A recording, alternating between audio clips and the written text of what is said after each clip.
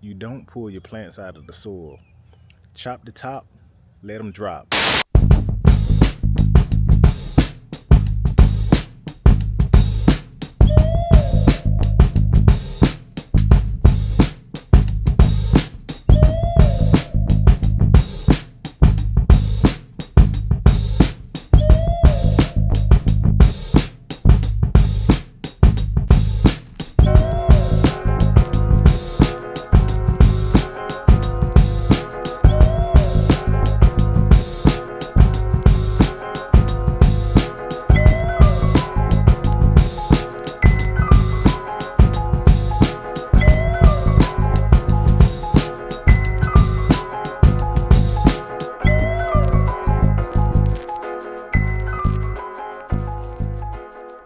What's going on, everyone? This is Saturday, June the 20th, coming live from the grocery garden. I just wanted to introduce y'all to a few concepts that I have been working with personally here in the grocery garden. So I always been a proponent of working smart. Work hard, but work smart. And in that concept, it is a concept called no-till gardening. Have you ever got on a tiller or used a tiller in that thing, just beating you up and all that stuff, man? It's really a pain to have to deal with.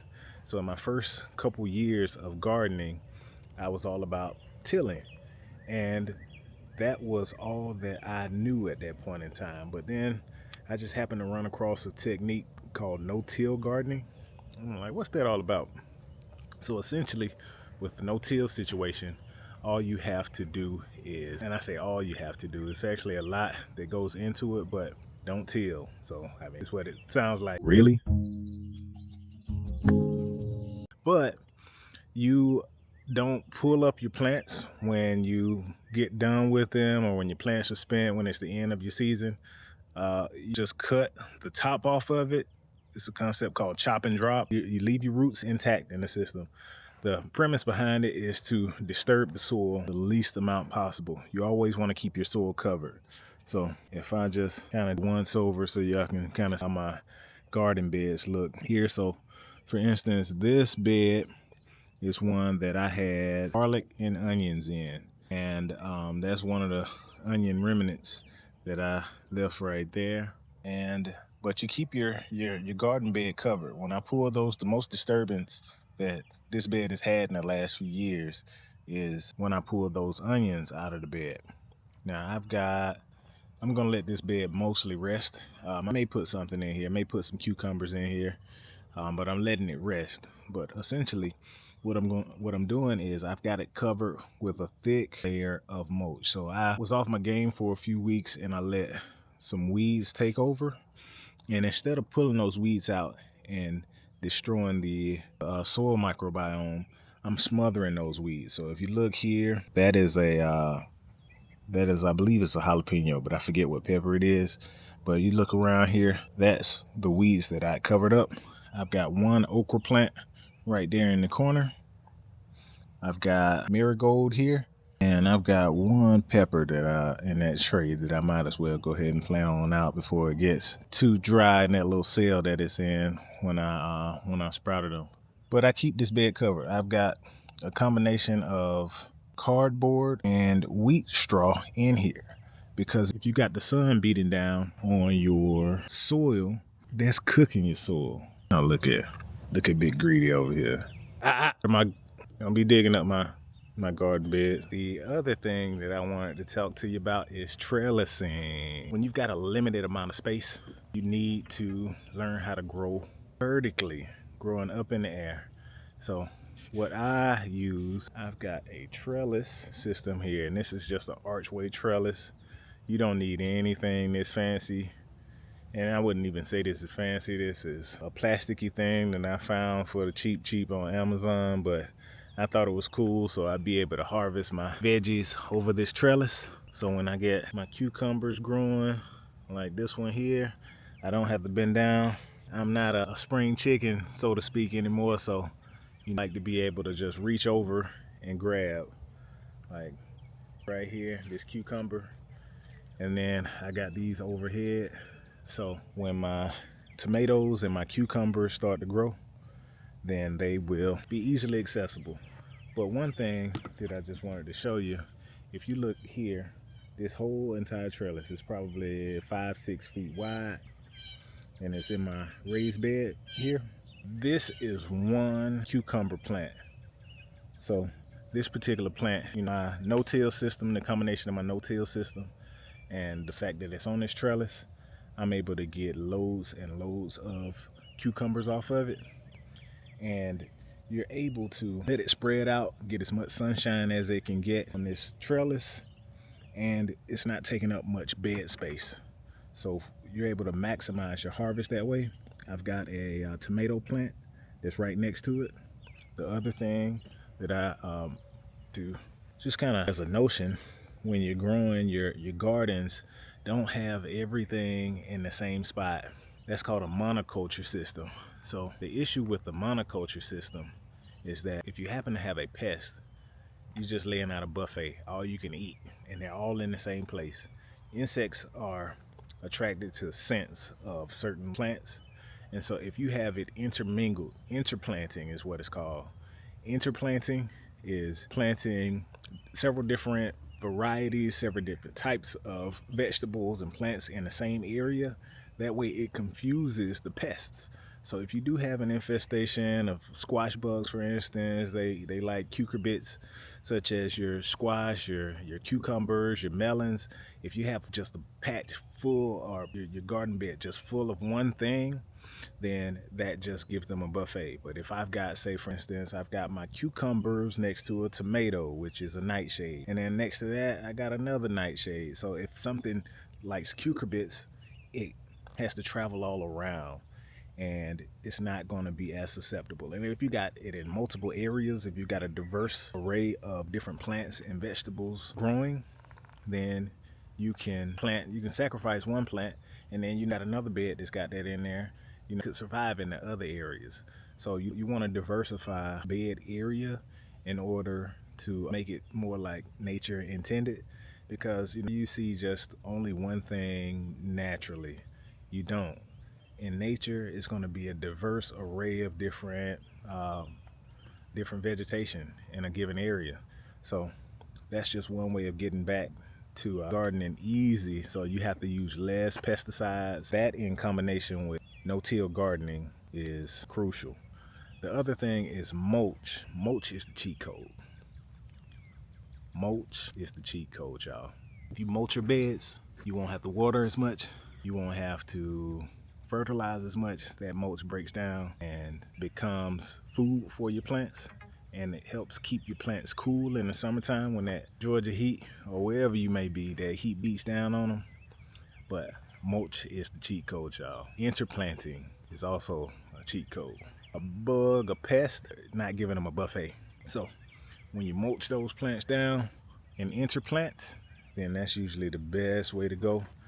We work smart, not hard. Mulching and interplanting.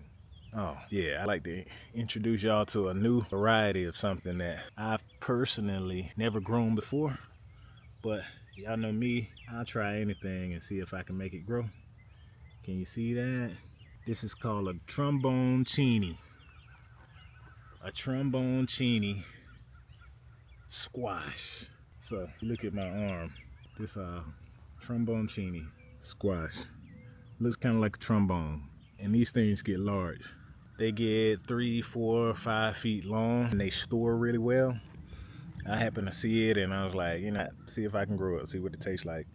You don't know me, I try anything when it comes to this gardening and growing groceries. So I've got that, and I've got it next to my spaghetti squash. So if you look here, we got a spaghetti squash there. And we got our tromboncini here. These damn chickadees of mine, they're a trip for sure. But with the no-till gardening, you don't pull your plants out of the soil. Chop the top, let them drop. Chop the top, let them drop. And that way, your existing roots that are in that bed, they break down and they feed your soil. Your soil activity and the life that's inside of your soil. That's the closest way to how the system actually works. You know, I don't know why we always try to reinvent the wheel and do things different than how nature intended, but there was a perfect system already set up in place. So don't work against the system, work with the system. Your job becomes a whole lot easier, because when those roots break down, they fertilize your soil, they feed your worms, you get worm castings, you get um, your more organic matter in the soil. You have to use less fertilizer by doing it that way, and it's way easier than just tilling up and putting synthetic fertilizer into your soil every year. It's way easier. When some folks ask me about the success of my garden, thing that I realize I neglect to mention is orientation of your garden. So I'm here in hot up in Georgia, and here in Georgia 8A, 8B, 8B, 8A, 8B/8A, it gets really hot. So if you look at this big fir tree behind me, that thing is a good 30 plus feet in the air. Beside it here, we got the grocery garden, and that grocery garden we have is to the east of that fir tree. So in the evening time, past noon, that shades out a good portion of my garden. So it doesn't get subject to that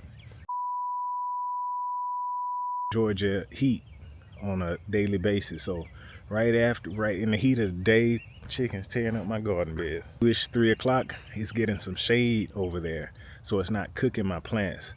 If you've got an option to plant on the east side of a tree in your gardens, especially if it gets as hot as it does here, that's always a good idea. I've also got shade cloth that I put up. That is a key, so your plants don't get blasted with the heat. If you can plant, that's a hack. That's another hack. Plant your plants on the east side. East side, yeah, east side. We from the east side, baby. Take a note from Lil John. Make your plants the east side, boys. Thank me later. East side. East side of a big shade-giving tree like this one here. Gonna be your best bet to guard against stressing out your plants too much. That heat stress is a thing. You wouldn't want to be out there with no shade throughout the middle of the summer. There are very few plants that really love heat like that. For one, it's going to be corn. Another one is going to be okra, sweet potatoes, muscadines, blackberries. That list is very short. So you got tomatoes, if you got cucumbers, if you got squash, all of that can benefit from some evening shade. You don't want to burn your plants up. Please don't burn your plants up. Don't burn your plants up. And I don't mean fertilizer. I mean that sun. A definition of full sun, even though it says full sun, that can be misleading. Full sun don't mean full sun. Ain't that right? Ain't that right, Gizmo? Take them jokers out. Give them some shade. Throw in the towel. Full sun don't mean full sun all day long, not in Georgia. Full sun by definition, 6+ hours direct sunlight, or dappled sunlight for even longer. Don't allow your plants to cook. They will cook in this heat. That's my recommendation. Checking in on the plants. Peter's honey. Beards. Where is my beard? What movie was that? I don't know. Yeah. You think you slick? Thickums. Thickums.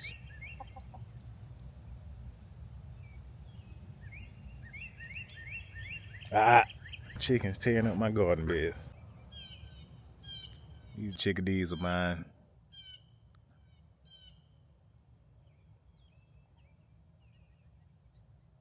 They're a trip for sure. Well, that is it for today's video. I just wanted to take the time to thank you all for listening and viewing, and I sincerely hope that you got something out of it. These truly are principles that I have used throughout my gardening experience, and I'm still learning myself. So, don't take what I say as gospel. Hopefully some of these methods that I have found to be beneficial and have truly helped me throughout my gardening experience can help you as well. And if they do, please do take the time to like, share, comment. If it is something that I got wrong, please do give me some feedback. Drop me a line. Ask me some questions there. I'm nothing more beneficial to me than to be able to help somebody out and shorten the learning curve through the experience that I've gotten. I've still got a long way to go. I'm learning as I go, but nothing gives me more pleasure than to share the experiences that I got, and if I'm able to help someone out there, that's all the reward that I need. So again, just want to thank you all for rocking with me here in the grocery garden on behalf of myself, the trees, the fruit trees, and the chickadees. I just want to say thank you once again. Y'all be blessed.